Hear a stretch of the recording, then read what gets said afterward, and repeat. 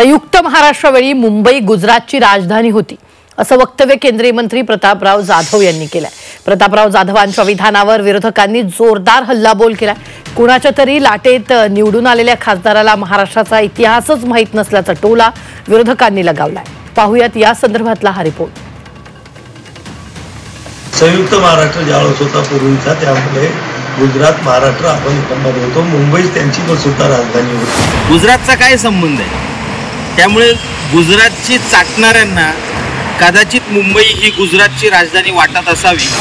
केवळ एक विपर्यासाचा गैरसमजाचा मुद्दा उभा करून जे राजकारण करू पाहतायत ना, त्यांच्यावर आमचे सडेतोड सवाल आहेत।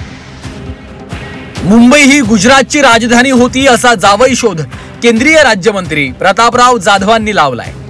धाराशिवमध्ये तुळजाभवानीच्या दर्शनानंतर माध्यमांशी संवाद साधताना प्रतापराव जाधवांनी हे वक्तव्य केलंय। त्यामुळे आता नव्या वादाला तोंड फुटलंय।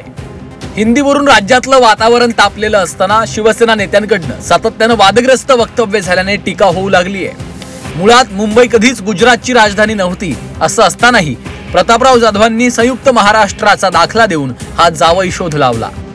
हे बघा, अशा गोष्टीचं राजकारण करण्याची आवश्यकता नाही।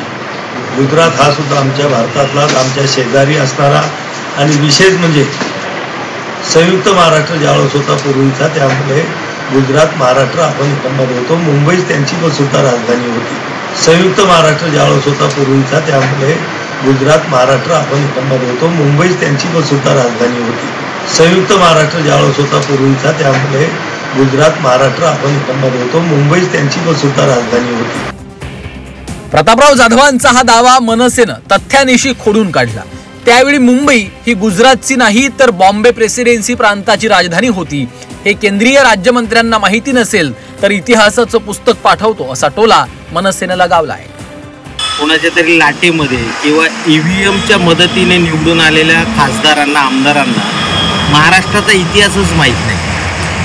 अहो, 1 मे 1960ला गुजरात आणि महाराष्ट्र या दोन्ही राज्यांची निर्मिती झाली। त्यापूर्वी हा प्रदेश बॉम्बे प्रेसिडेन्सी म्हणून ओळखला जायचा आणि त्या बॉम्बे प्रेसिडेन्सीची राजधानी मुंबई होती।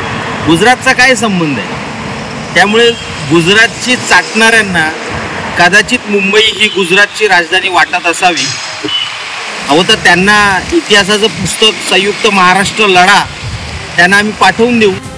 भाजप नेते आणि मंत्री आशिष शेलार यांना प्रतापराव जाधवांच्या वक्तव्यावर प्रश्न विचारण्यात आला। त्यावर शेलार यांनी वेळ मारून नेत उत्तर देणं टाळलं। बघा, प्रत्येक वक्तव्यावर आम्ही प्रतिक्रिया दिली पाहिजे असं काही नाही। ज्या गोष्टी समोर दाखल्यात आहेत त्या दाखल्यात असतील।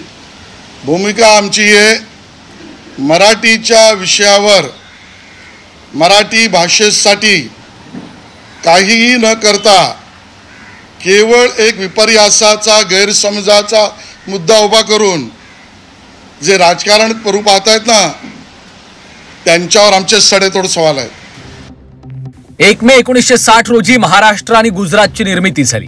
त्याआधी असलेल्या बॉम्बे प्रेसिडेन्सी प्रांताची मुंबई ही राजधानी होती।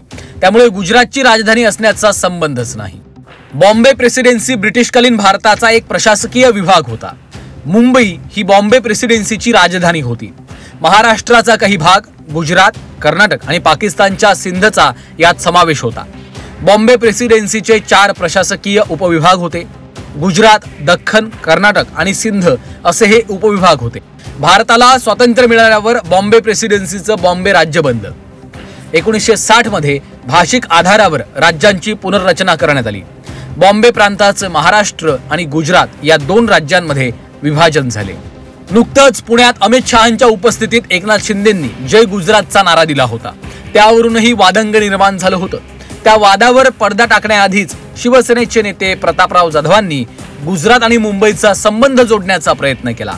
त्यामुळे या वक्तव्यावरूनही नव्या वादाला सुरुवात झाली आहे। ब्युरो रिपोर्ट, झी 24 तास।